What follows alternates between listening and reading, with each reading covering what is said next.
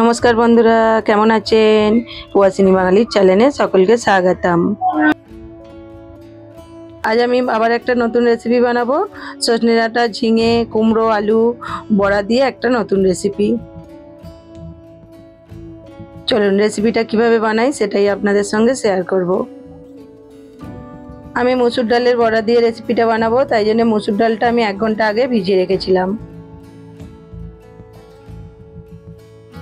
মসুর ডালটা ভিজে গেছে, ওটাকে আমি বেটে নেব। আর এদিকে আমি সবজিটা রান্না করার জন্য এখানে আমি ঝিঙে কেটে নিয়েছি কিছুটা পরিমাণে, আর কেটে নিয়েছি সজনে ডাঁটা, মোটা মোটা করে আলু কেটে নিয়েছি, কুমড়ো কেটে নিয়েছি, একটা মাঝারি সাইজের পেঁয়াজ নিয়েছি, একটা টমেটো নিয়েছি। সবজিগুলো আমার সব কিছু কাটা হয়ে গেছে। পেঁয়াজ টমেটোটা পরে কেটে নেব। আর এখানে আমি মসুর ডালটা বেটে নিয়েছি, এটা আমি শিলে করে বেটে নিয়েছি। শিলে করে যে কোনো জিনিস বেটে নিলে তার তো টেস্টটাই আলাদা হয়। আর নিয়েছি আদা রসুনের পেস্ট কিছুটা পরিমাণের। এবার রান্না করার জন্য এখানে আমি কড়াই বসিয়ে দিয়েছি। কড়াইয়ের মধ্যে সরষের তেল দিয়ে দিয়েছি। সরষের তেল দিয়ে ওর মধ্যে ঝিঙেটা দিয়ে দেব, দিয়ে একটু ভালো করে ভেজে নেব। ঝিঙেটা একটু ভালো করে ভেজে নিচ্ছি। আর ঝিঙেটা একটু ভালো করে ভেজে নিলে সবজির টেস্টটাই আলাদা হয়। মায়ের কাছ থেকেই তো শিখেছি, যেই সব সবজি ভালো করে ভেজে নিয়ে রান্না করলে ভালো লাগে সেই সব সবজিকে বেশ ভালো করে ভেজে নেয়। আর দিদাও দেখেছি এরকমভাবেই সবজি ভেজে রান্না করতো। ঝিঙেটা বেশ অনেকটা ভালো করে ভাজা হয়ে গেছে, আরও কিছুটা ভাজা হবে। ঝিঙেটা আমি আরেকটু ভালো করে ভাজা করে নেব। আর এদিকে মশলার জন্য আমি সর্ষে কিছুটা ভিজিয়ে রেখেছি, আর ডালটাকেও আমি ভালো করে ফেটিয়ে নিয়েছি। ডালটা তো ভালো করে ফেটিয়ে নিলে অনেকটা ফোলেও আর নরমও হয়। আর এখানে সর্ষেটাকে আমি বেটে নেব। সর্ষেটা বাটার জন্য আমি একটু নুন দিয়ে দিয়েছি, যাতে না সর্ষেটা বাটার সময় তেতো হয়। আর কাঁচা লঙ্কা, টমেটো সব কিছু একসঙ্গে বেটে নেব। আর এদিকে দেখুন ঝিঙেটাও আমার ভালো করে ভাজা হয়ে গেছে। ঝিঙেটা যখন আমি ভাজি গ্যাসটা হাই ফ্লেমে রেখেছিলাম, সেই জন্য ঝিঙে থেকে সেরকমভাবে জল বেরোয়নি। ঝিঙেটা ভাজা হয়ে গেছে, কড়াই থেকে তুলে কড়াইটা ধুয়ে নিয়েছি। ধোয়ার পর আবার কিছুটা সাদা তেল দিয়ে দিয়েছি, দিয়ে আমি বড়াগুলোকে প্রথমে ভেজে নেব। আমরা যখন কোনো ডালের বড়া ভাজি অল্প তেল দিয়ে ডালের বড়াটা ভাজি, কিন্তু বেশি করে একটু তেল দিয়ে বড়াগুলো ভাজলে বড়াগুলো খুব সুন্দর ভাজা হয়ে যায়, আর তেলও কিন্তু বেশি টানে না। তেলটাতে একটু বেশি করে দিয়েছি, আর সবকটা বড়া আমি একবারেই দিয়ে নেব। দিয়ে আমি বড়াগুলোকে খুব ভালো করে ভেজে নেব।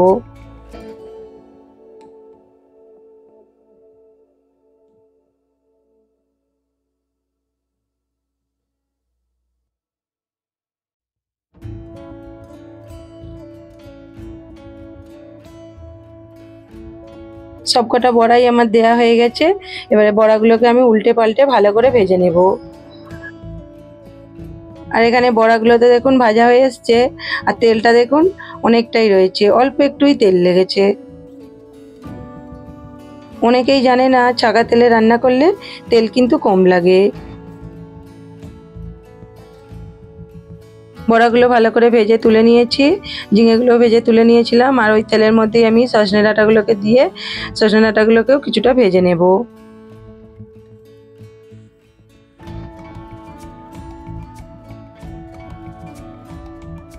সজনে ডাঁটাগুলোকেও ভেজে আমি তুলে নিয়েছি। কড়াইতে আমি জিরে ফোড়ন দিয়ে আলুগুলোকেও তুলে দিয়েছি, দিয়ে আলুগুলোকে একটু ব্রাউন ব্রাউন করে ভেজে নেব।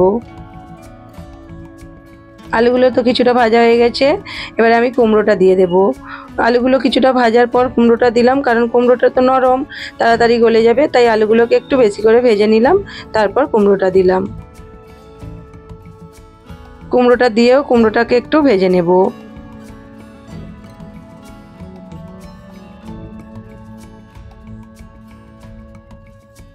কুমড়োটা কিছুক্ষণ ভাজা হয়ে যাওয়ার পর আমি যে পেঁয়াজটা নিয়েছিলাম ওটাও কেটে এর মধ্যে দিয়ে নেব, দিয়ে পেঁয়াজটাকে একসঙ্গে সব কিছুর সঙ্গে ভালো করে ভেজে নেব। পেঁয়াজটা আলু কুমড়োর সঙ্গে একসঙ্গে দিয়ে দিলাম, এতে পেঁয়াজটাও ভাজা হয়ে যাবে আর আলু কুমড়োটাও খুব ভালো করে ভাজা হয়ে যাবে।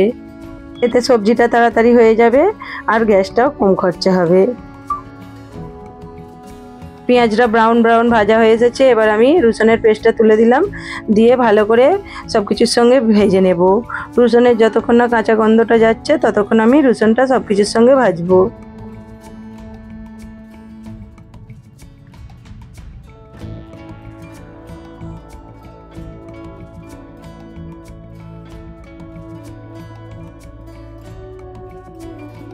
রসুনটা বেশ ভালো মতো ভাজা হয়ে গেছে। এবার আমি ওতে পরিমাণ মতো লঙ্কার গুঁড়ো, পরিমাণ মতো হলুদের গুঁড়ো আর পরিমাণ মতো নুন আর দিয়ে দেবো আদার পেস্টটা, দিয়ে অল্প কিছুটা জল দেব, দিয়ে মশলাটাকে ভালো করে কষিয়ে নেব। মশলাটা থেকে যতক্ষণ না আমার তেল ছাড়ছে ততক্ষণ আমি মশলাটা কষাবো। আর এরকমভাবে মশলা কষাতে কষাতেও আমার আলু আর কুমড়ো খুব ভালো মতো সিদ্ধ হয়ে যাবে।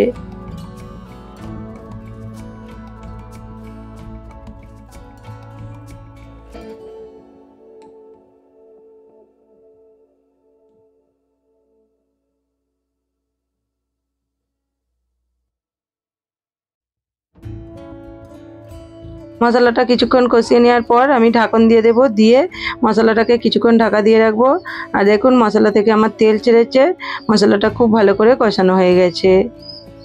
এবারে আমি যে সর্ষে, কাঁচা লঙ্কা, টমেটোর পেস্টটা করেছিলাম ওর মধ্যে দিয়ে দেব আর ডাঁটাটাও দিয়ে দেব, কারণ সব কিছু তো আমার সিদ্ধ হয়ে গেছে আর ডাঁটাটা ভাজা ছিল, ওটা আর একটু সিদ্ধ করতে হবে, তাই ডাঁটাগুলো আগে দিয়ে দিচ্ছি।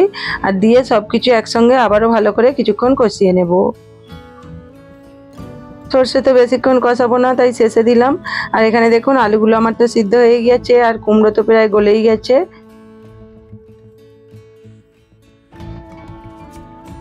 কুমড়োটা তো গলে গেছে, সবজিটা তো মাখা মাখা হয়ে যাবে, আবার এতে ডালের বড়া দিলে আরও মাখা মাখা হয়ে যাবে। আর মাখা মাখা সবজি তো ভাতের সঙ্গে খেতে খুবই ভালো লাগে। সর্ষেটা দিয়ে তো আমি অনেকক্ষণ থেকে কষাচ্ছি, সব মশলাটা তো ভালো করে কষানো হয়ে গেছে। এবার আমি পরিমাণ মতো জল দেব। এদিকে আমার সবজি তো সব কিছু ভাজা ছিল, অনেকটাই সিদ্ধ হয়ে গেছে। জলটা তো খুব বেশি দেওয়ার দরকার ছিল না, কিন্তু যেহেতু বড়া দেব তাই আমি জলটা অনেকটা দিলাম। জলটা দিয়ে নিয়েছি, এবার জলটাকে আমি ফুটিয়ে নেব।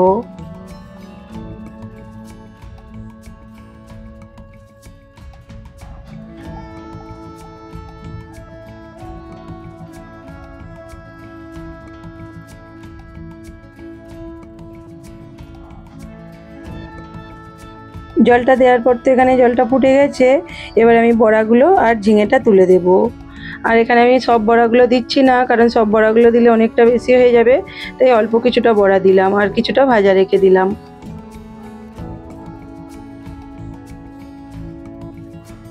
ঝিঙেগুলো তো বেশ ভালো করে আমার ভাজা আছে, তাই ঝিঙেগুলো খুব বেশি সিদ্ধ করতে হবে না, হালকা কিছুটা সিদ্ধ করলেই হয়ে যাবে।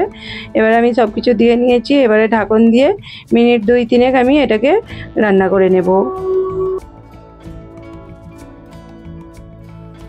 মিনিট 2-3 পর দেখুন ঢাকন খুলে এখানে সবজিটা আমার বেশ ভালো মতো সিদ্ধ হয়ে গেছে।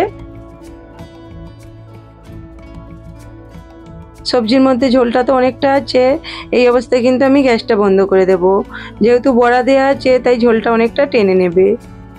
গ্যাসের ফ্লেমটা আমি বন্ধ করে দিয়েছি, দিয়ে আমি ওপর থেকে ভাজা জিরের গুঁড়ো দিয়ে নিয়েছি, দিয়ে ভালো করে সব কিছুর সঙ্গে মিক্স করে নেব। ওপর থেকে ভাজা জিরে গুঁড়ো দিলে সবজির টেস্টটা পুরোই পাল্টে দেয়। আমি তো জিরেটা ভেজে গুঁড়িয়ে রাখি, যেই সবজিতে জিরের গুঁড়ো দেওয়া যাবে আমি সেই সব সবজিতেই জিরের গুঁড়োটা ইউজ করি। গরমের দিন তো প্রায় শেষ হতেই এলো, গরমের দিন চলে যাওয়ার আগে এরকমভাবে একবার সবজি বানিয়ে খেয়ে দেখবেন, দারুণ খেতে লাগে গরম ভাতের সঙ্গে। সবজিটা তো আমার হয়ে গেছে, আমি কড়াই থেকে নামিয়ে নিয়েছি। আর দেখুন যেহেতু কুমড়ো দেওয়া আছে সবজির কালারটা কিন্তু খুব সুন্দর হয়েছে। রেসিপিটা তো আমার হয়ে গেছে। আর আজকের আমার রেসিপিটা আপনাদের কেমন লাগলো? আমার রেসিপিটা যদি আপনাদের ভালো লাগে বাড়িতে একবার ট্রাই করে দেখবেন, আশা করছি ভালো লাগবে। রেসিপিটা তো আমার হয়ে গেছে, আজকের ভিডিওটা আমি এখানেই শেষ করছি। আবার দেখা হবে নতুন একটা ব্লগ ভিডিও নয়তো নতুন একটা রেসিপির সঙ্গে। সকলে ভালো থাকবেন, সুস্থ থাকবেন, সাবধানে থাকবেন। আর আজকের রেসিপিটা যদি ভালো লাগে লাইক কমেন্ট করে দেবেন।